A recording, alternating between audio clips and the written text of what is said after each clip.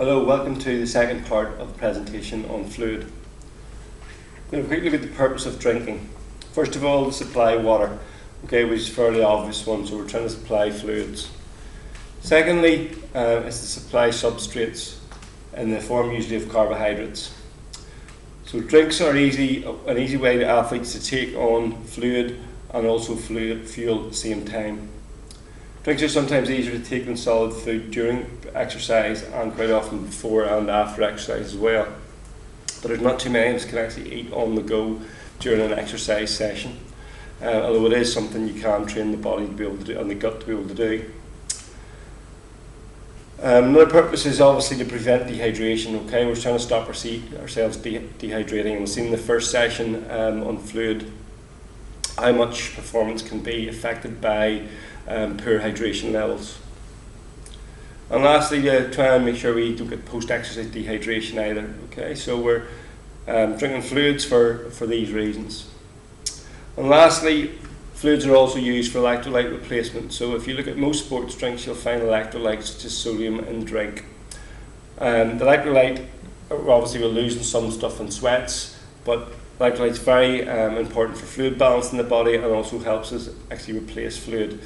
For instance, that little taste of sodium in the sports drinks turns on our thirst and means that we drink more than we would. So to drink that 1.5 times we talked about, 1.5 times more than you lost, and a little bit of electrolyte in actually helps us to actually maintain a thirst so that we keep on drinking well after we feel as if we should be stopping.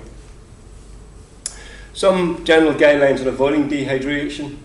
First, accustom your body to increase fluid intake during training and competition. So you've got to get your body used to actually taking on fluids.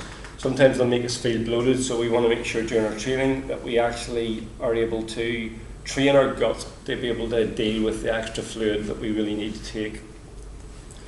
Practice all new strategies in a training event or in minor events. So don't leave something to the day of your big event and end up getting stomach cramps or whatever because you haven't tested the thing out. So test any new strategies you read about, test any new strategies that you intend to put into place, test them and train them. Get your gut used to actually running with water in it, running with food in it, whatever you're going to be doing.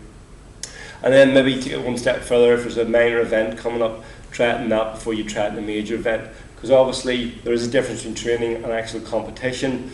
More adrenaline going, you're more hyped up, and things can more likely go wrong. So maybe try some of those strategies in a minor event that you're not too worried about, maybe not doing that well in. Make sure you wear appropriate clothing that allows heat transfer. I'm sure we've all went out on a hot sunny day and done something at some stage in a sort of a cotton t-shirt, and that cotton ends up absorbing all the water or all the sweat and doesn't allow us to actually the sweat to evaporate off properly, and we end up not cooling ourselves down quick enough. And then when we do stop, that water tends to suck up heat very quickly and we can cool down then very quickly if it was a cold environment. So wear appropriate clothing allows heat to actually transfer out, allows evaporation to happen, and allows us to actually, our body to work the way it's supposed to. Avoiding dehydration, pre-training or competition. Begin exercise when fully hydrated. So try to start the exercise session or the competition with a full tank, as it were. So make sure you're fully hydrated before you actually start. Drink water or sports drink prior to exercise until your urine's clear. We talked about the urine test before, so make sure that coming up to that competition or training session that your pee is nice and clear, and that shows that you're well hydrated. Allow some time to get rid of excess urine. Urine production does decrease when the exercise starts, but remember you will have turned the kidneys on by drinking maybe all that excess fluid, and you will be needing to actually feel like going to the toilet. So make sure you have enough time to actually get rid of that if you need to before the event. Very rarely do people during an event actually need to, unless they're really full bladder to start with, do you actually start having to sort of have that feeling for going to the toilet during the event. It usually everything slows down. During training or competition then, don't use thirst as an indicator of need for fluid. So once you become thirsty as an indicator that you're already dehydrated. Some stuff coming out now saying about people maybe overhydrating in some events and maybe drinking too much, but That's very rare. It tends to be in athletes who maybe aren't at the top of their game, as it were. The lower end field athletes who have really prehydrated, continually drinking, actually much more than they need to, would be feeling bloated and all the rest of it.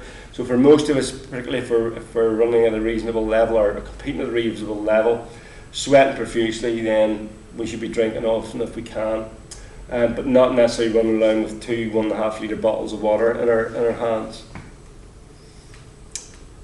Have some of the idea of your usual fluid losses. So if you have practiced that, weighing yourself before and after training, you'll know roughly what you're going to be losing. So you'll know what you're losing during the event. So if you're usually losing so much per hour during training, then you know if your event's 2 hours long, you're going to be losing sort of 2 hours worth of fluid. So gear up yourself in your event, maybe be taking that fluid on board during the event. Rule of thumb for a lot of people use would be drink up to 250 millilitres on a regular basis while training and competing. So if you've ever watched a marathon or a competition, the wee cups that these people are throwing over their heads, one of those cups is roughly about 250 mils quite often. So you're looking to take one of those on a pretty regular basis, about every 15 to 20 minutes or so if you can. Aim to replace about 80% of your usual losses. Chances are you won't be able to drink enough to replace everything, but aim to replace about 80% or so of what you would usually lose in training. Carry that across into the competition. After exercise, then drink, as said before, about 1.5 times the amount you've lost. So if you're losing about a kilogram of body weight, you should be drinking about 1.5 litres of fluid. If you're losing about 500 mils or about half a kilogram, 500 grams of body weight, then you're looking to be drinking about 750 millilitres. Choose a drink designed to rehydrate most effectively, so you're probably looking at something with a bit of electrolytes in it, and possibly a wee bit of carbohydrate if you want to replace fuel as well. But those electrolytes help maintain a thirst and help you encourage you to actually drink. Something with a wee bit of taste to it can also encourage drinking as well. So it should contain relatively high concentration of electrolytes, especially sodium, around 50 millimoles per litre, to maximise fluid retention. If you're looking at putting some carbohydrate back in, then 68% of carbohydrate would be optimal for getting a bit of fluid and a bit of energy recovery back into your system. 2 to 3% carbohydrate if you're looking for optimal rehydration. If you were looking to replace carbohydrates and not worry too much about the fluid, then obviously you can take more than that, 68%.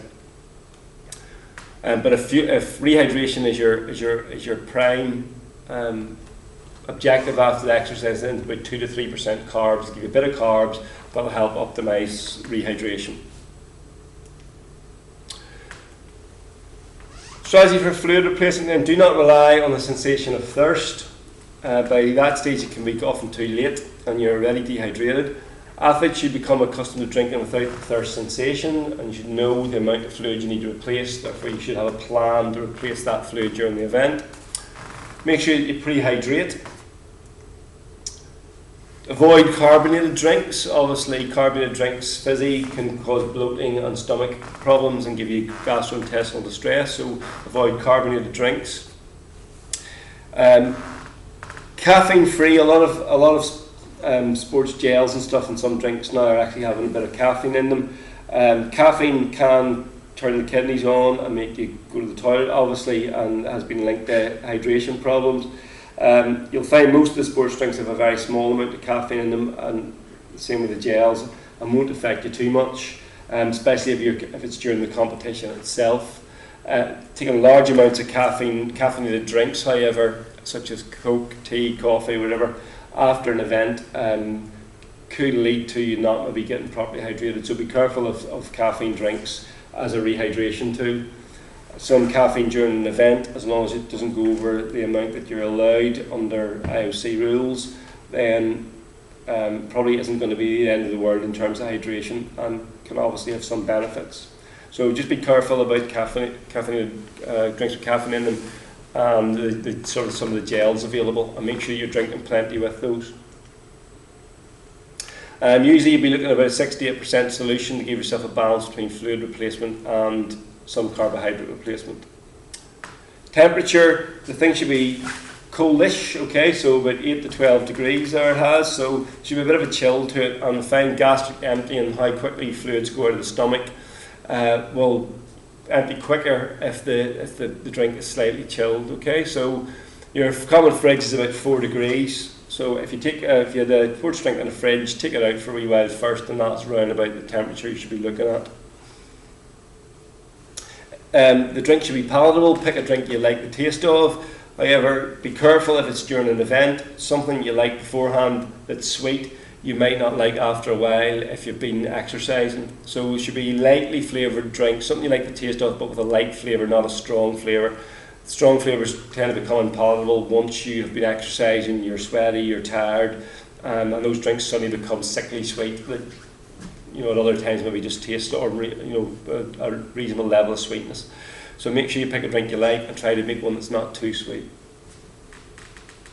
Individual variation in practice prior to competition, so make sure that beforehand that you try different amounts of the drink, different types of drink, to see which one works best for you, and practice it in your training, and maybe again have a rehearsal at a minor competition.